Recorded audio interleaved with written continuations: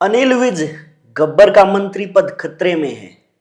किसी भी वक्त खबर आ सकती है कि गब्बर साहब विधायक तो है लेकिन मंत्री नहीं रहे।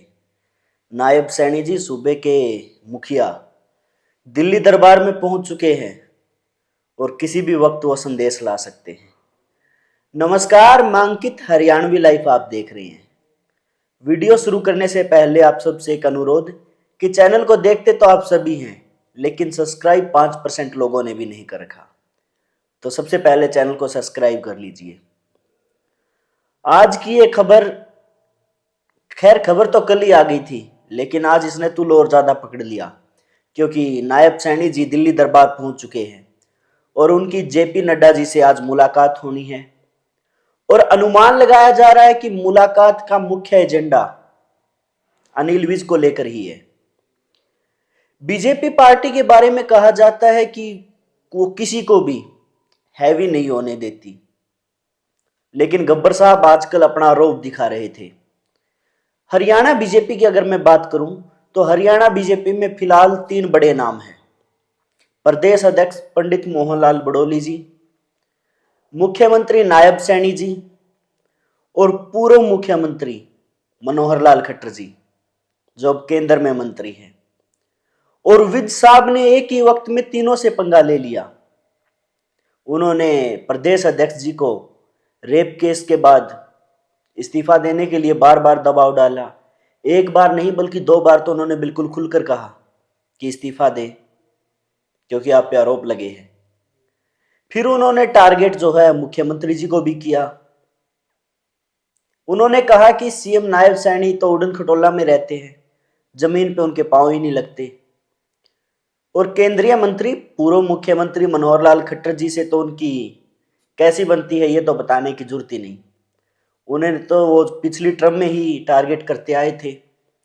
एक बार तो उनके और खट्टर साहब के बीच मनमुटाव इतना ज्यादा बढ़ गया था कि दिल्ली आलाकमान को बीच में आना पड़ा था और समझौता कराना पड़ा था।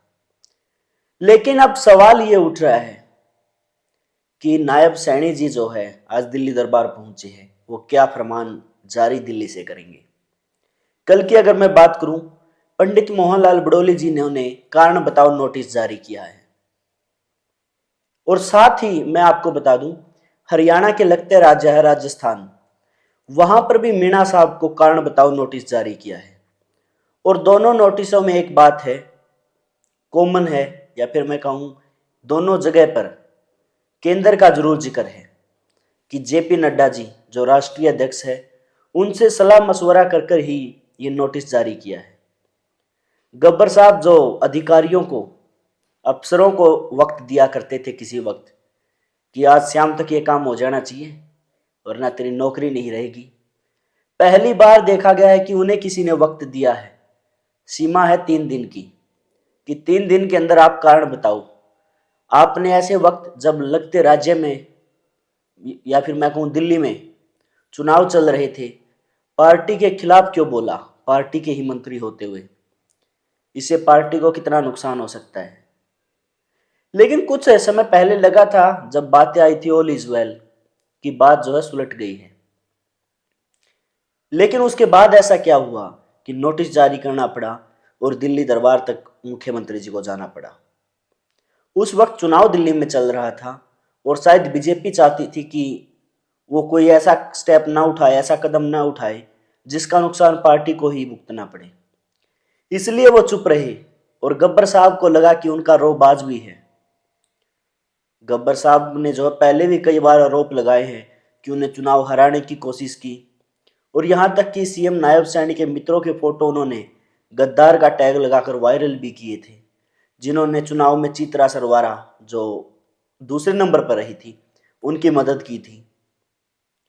अब कुल मिला के बात यह है कि गब्बर साहब अपना रौब दिखाना चाहते हैं। वो दिखा रहे हैं कि बीजेपी में मैं सीनियर हूं, बीजेपी में मेरा बड़ा पद है, चाहे मुझे मुख्यमंत्री ना बनाया गया हो, इस बार महकमे भी दमदार ना मिले हो, लेकिन मेरा रौब आज भी है और पार्टी ये बर्दाश्त करने के मूड में नहीं है। पार्टी कह रही कि आपका जितना काम है वो करिए, उससे ऊपर आप मत आइए। ये चीजें जो है टकराव की स्थिति पैदा कर रही है। और ऐसे में हो सकता है कि बीजेपी अगर अनिल विज 3 दिन के अंदर जवाब नहीं देते हैं तो उन्हें मंत्री पद से हटा दे या उनका मंत्री पद छीन ले।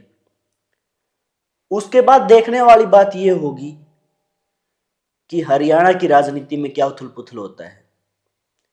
खैर ये बात भी कोई छुपी नहीं है कि बीजेपी के पास बहुमत तो है, लेकिन आंकड़े इतने ज्यादा भी नहीं है। 3 निर्दलीय की अगर मैं बात करूं, डायरेक्ट इनडायरेक्ट वो कांग्रेस के ही थे। अब सरकार बीजेपी की बनी तो वो उन्होंने बीजेपी को समर्थन दे दिया, तो उनके भरोसे तो बीजेपी रह नहीं सकती। ऐसे में विद साहब जो उनका रुतबा है, जितने पुराने हैं, 7 बार के विधायक हैं, अगर उन्होंने 5-7 विधायक को अपने साथ ले उड़े तो हरियाणा की राजनीति में हलचल हो जाएगी। विद साहब पहले भी बोल चुके हैं कि आप मुझसे मेरा मंत्री पद तो छीन सकते हैं, लेकिन सीनियरिटी और विधायकी नहीं छीन सकते। यहां एक किस्म से इस बयान को देखा जा रहा है कि विद साहब जो है वो दिखा रहे हैं कि आज भी वो विधायक है, पार्टी को उन जैसे विधायकों की जरूरत है। क्योंकि अगर 46 विधायक आपके पास नहीं रहेंगे, आपकी सरकार चली जाएगी। क्या विद साहब यहाँ यही बीजेपी को दबाव बना रहे थे कि उनका सम्मान जरूरी है? खैर बीजेपी ने उन्हें मनाने की भी कोशिश की है, कई दिनों बाद ही सही, लेकिन डीसी साहब का तबादला तो किया था। लेकिन विद साहब इससे भी नाराज थे कि अगर आप 100 दिनों के बाद करते हैं तो उसका फायदा भी क्या है। मैंने तो आज से बहुत दिन पहले ही बोल दिया था, तुरंत एक्शन लो। क्योंकि अनिल विज जी की जो है गब्बर साहब की आदत रही है, वो ऑन द स्पॉट फैसला करते हैं, चाहे टर्मिनेट करना हो, अधिकारी को सस्पेंड करना हो, डांट लगाना हो। लेकिन इस टर्म की अगर मैं बात करूं, गब्बर साहब का रुतबा कहीं ना कहीं घटा जरूर है। उन्होंने जनता दरबार बंद कर दिया है और उन्होंने खुलकर बोला है मीडिया के सामने कि अधिकारी उनकी सुन नहीं रहे, उनकी मान नहीं रहे। और उन्होंने एक बात यह भी बोली है कि सिर्फ मेरी ही सही नहीं, और मंत्री और विधायकों की भी सरकार में चल नहीं रही, सब कुछ एक ही जगह से ऑपरेट हो रहा है। वो कहां से ऑपरेट हो रहा है वो आप कमेंट बॉक्स में बता सकते हैं। आपको क्या लगता है बीजेपी का अगला कदम क्या रहेगा? क्या विज साहब की कुर्सी जाएगी? अनिल विज जी एक मामूली विधायक बनकर रह जाएंगे? जो काम जेजेपी में दुष्यंत चौटाला की सरकार में दादा गौतम के साथ हुआ था, क्या वही बीजेपी में अनिल विज के साथ होने वाला है? कि दोनों में एक सिमिलरिटी रही है, दोनों खूब बोलते हैं और अपने ही पार्टी के खिलाफ बोलते हैं। ऐसे में सवाल ये है, क्या अनिल विज अगले दादा गौतम होंगे? राय अपनी आप कमेंट बॉक्स में दे सकते हैं। और अभी तक आपने चैनल सब्सक्राइब नहीं किया है तो चैनल को जरूर सब्सक्राइब करें। बहुत बहुत धन्यवाद।